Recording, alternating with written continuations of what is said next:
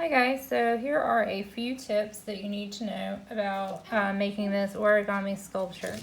So you can see here, if you're following along in class last week, you learned how to stack these one inside the other. And so tip number one is count out how many, make stacks that are all of the same number.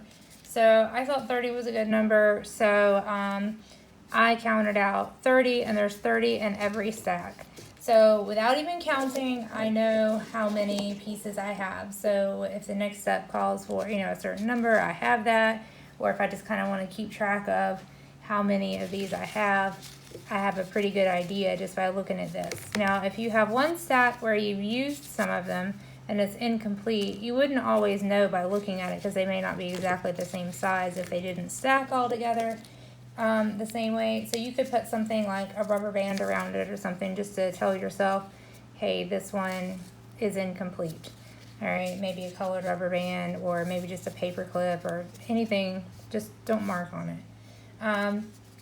The other thing, and just as a recap, to stick them all together, you're just going to take the points, turn them the same direction, take the points and stick them right down inside there. All right, so tip number one, stack them all, group them when you stack them in numbers, uniform numbers, so that you can keep track of how many you have.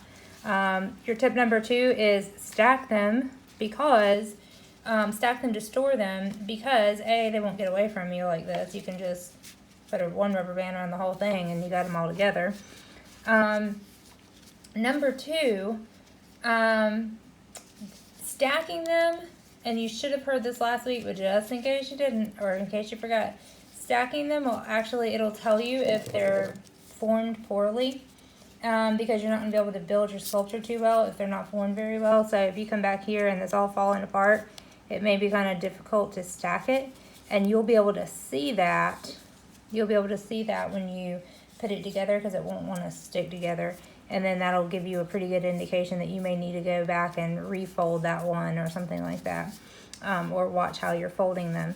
Also, stacking is going to help them keep their shape really well so that when you go to build your swan, they're going to have good shape, good form, okay?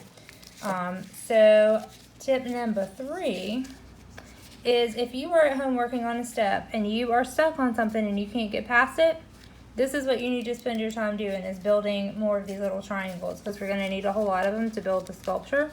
So that way you can be productive. You can have the supplies that you need. Make sure you always bring these to class with you, because you will need them in class. All right?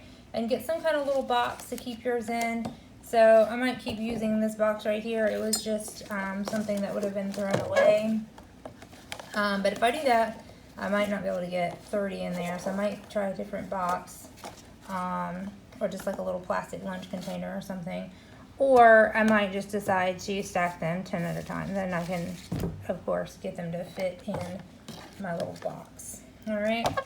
So find yourself a box, keep your stuff in, stack them, because it helps them keep their shape, and it tells you whether they're formed well enough to use or not, and it helps you keep track of how many you have. All right? All right, guys, great job. Good luck this week on your sculptures.